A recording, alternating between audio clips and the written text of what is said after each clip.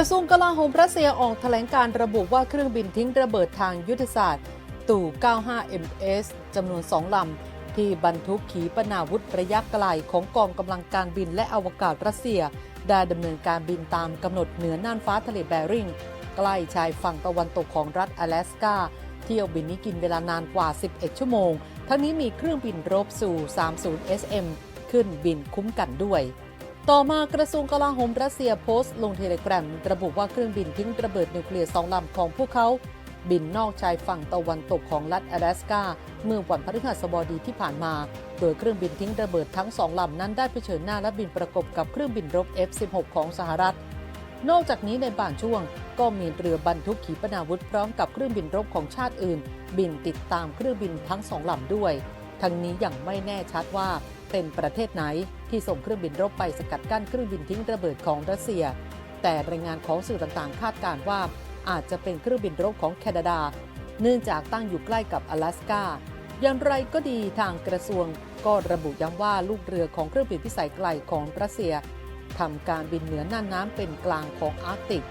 แอตแลนติกตอนเหนือทะเลดำและทะเลบอลติกรวมถึงมหาสมุทรแปซิฟิกอยู่เป็นประจำภารกิจนี้ไม่ได้ละเมิดกฎหมายระหว่างประเทศใดๆและภารกิจดังกล่าวก็ปฏิบัติตามกฎเกณฑ์การใช้น่านฟ้าระหว่างประเทศอย่างเคร่งครัดด้วยขณะเดียวกันศูนย์บัญชาการป้องกันอวกาศแห่งทวีปอเมริกาเหนือหรือนอราดก็ออกแถลงการระบุว่ามีการตรวจพบและติดตามเครื่องบินกองทัพรัสเซีย4 ลำปฏิบัติภารกิจในเขตจำเพาะการป้องกันทางอากาศ阿拉斯กาทั้งนี้เครื่องบินรัสเซียยังคงอยู่ในน่านฟ้าสากลแต่ก็ไม่ได้เข้าสู่น่านฟ้าอธิปไตยของอเมริกาหรือแคนาดาแต่อย่างใดนอกจากนี้กิจกรรมของเครื่องบินรบรัสเซียในเขต阿拉斯กานั้นก็เกิดขึ้นอยู่เป็นประจำและไม่ได้ถูกมองว่าเป็นภัยคุกคามแต่อย่างใดอย่างไรก็ดีมีเครื่องบินรบรุ่น F-16 บินเข้าสังเกตการณ์ในระยะใกล้จนนักบินรัสเซียมองเห็นได้จากห้องนักบินของเครื่องบินตู่ 95MC ลำหนึ่งในคลิปที่เผยแพร่โดยกระทรวงกลาโหมรัสเซียนั้นแสดงให้เห็นเครื่องบินขับไล่ F-16 รหัสหาง AK หรือ阿拉斯กาของสหรัฐทีนี้เหตุการณ์บนน่านฟ้าล่าสุดนี้เกิดขึ้นในขณะที่ความตึงเครียดในรัสเซียกำลังทวีความรุนแรงขึ้นภายหลังการตัดสินใจของสหรัฐที่เริ่มการส่งมอบอาวุธจำนวนมากไปยังยูเครนอีกครั้งโดยเป็นส่วนหนึ่งของแพ็กเกจความช่วยเหลือสงครามมูลค่า 6.1 หมื่นล้านดอลลาร์สหรัฐและสำหรับเครื่องบินทิ้งระเบิดตู่ 95 นั้นก็ยังคงเป็นองค์ประกอบสำคัญ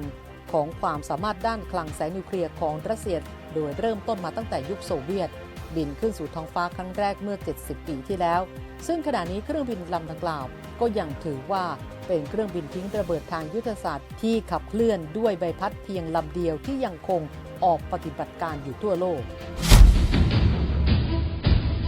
หนังสือพิมพ์ Politico สื่อทางการเมืองของสหรัฐรายงานโดยอ้างข้อมูลจากเจ้าหน้าที่ในทำเนียบขาวของสหรัฐที่ไม่ขอเปิดเผยตัวว่าเนื่องจากประธานาธิบดีโจไบเดนได้ลงนามอนุมัติผ่านมาตรการที่ทางทีมบริหารของตนเองพยายามดิ้นรนมาหลายเดือนเรียบร้อยแล้วกับการผ่านแพ็กเกจความช่วยเหลือต่างประเทศมูลค่า 9.5 หมื่นล้านดอลลาร์สหรัฐโดยเป็นของยูเครนถึง 6.1 หมื่นล้านดอลลาร์ซึ่งเน้นไปที่การจัดหาอาวุธเป็นสำคัญต่อจากนี้ความขัดแย้งในยูเครนจึงจะกลายเป็นประเด็นที่สำคัญน้อยลงโดยอัตโนมัติไปสำหรับรัฐบาลและก็ไม่คาดการณ์ด้วยว่าจะมีการประชาสัมพันธ์เพื่อสนับสนุนการทำสงครามในยูเครนอย่างต่อเนื่องอีกต่อไปในช่วงอีกไม่กี่เดือนข้างหน้านี้ด้วยด้านนางเจนนิเฟอร์ปามิเอรีอดีตผู้อำนวยการฝ่ายสื่อสารในการหาเสียงของนางฮิลลารีคลินตันเมื่อปี 2016 ก็ได้กล่าวว่าสำหรับผู้มีสิทธิเลือกตั้งประเด็นที่สำคัญที่สุดสำหรับโลกไม่จำเป็นต้องเป็นเรื่องเร่งด่วนจริงๆแล้วก็เป็นเรื่องที่สำคัญอย่างยิ่งกับการผ่านเงินทุนเพื่อยูเครนแต่ในสิ่งที่ผู้คนกังวลในชีวิตประจำวันของพวกเขาเรื่องยูเครนจะไม่ถูกกล่าวถึงทั้งนี้จากการสำรวจของ CBS News และ YouGov บริษัทสำรวจความคิดเห็นสาธารณะระดับโลกเมื่อเร็วๆนี้พบว่าในความคิดเห็นที่แยกไปตามแนวทางของพรรคทางผู้ที่ลงคะแนนเสียงให้กับพรรคเดโมแครตเห็นด้วยกับการสนับสนุนการช่วยเหลือยูเครนถึง 74% ในขณะที่ทางผู้ที่ลงคะแนนให้กับพรรครีพับลิกัน 61% มองว่าสหรัฐไม่ควรให้การสนับสนุนทางทหารแก่ยูเครนขณะเดียวกันนางบริดเจ็ต บริงก์เอกอัครราชทูตสหรัฐประจำยูเครน ก็ได้ออกมาแจกแจงรายละเอียดของแพ็กเกจความช่วยเหลือล่าสุดจากสหรัฐถึงยูเครนให้กับผู้สื่อข่าวฟังว่าวัตถุประสงค์หลักของแพ็กเกจความช่วยเหลือมูลค่า 6.1 หมื่นล้านดอลลาร์สหรัฐสำหรับยูเครนนั้นได้แก่ความช่วยเหลือทางทหารและเศรษฐกิจการสนับสนุนปฏิรูปประเทศบนเส้นทางสู่การรวมตัวเข้ากับสหภาพยุโรปและนาโตและความรับผิดชอบต่อความช่วยเหลือของสหรัฐบริกระบุลงในรายละเอียดต่อไปว่าวัตถุประสงค์แรกของการช่วยเหลือก็คือการช่วยให้ยูเครนชนะสงครามส่วนวัตถุประสงค์ที่ 2 คือการช่วยให้ยูเครนได้รับชัยชนะในอนาคตซึ่งโดยพื้นฐานแล้วหมายถึงการสนับสนุนความพยายามของยูเครน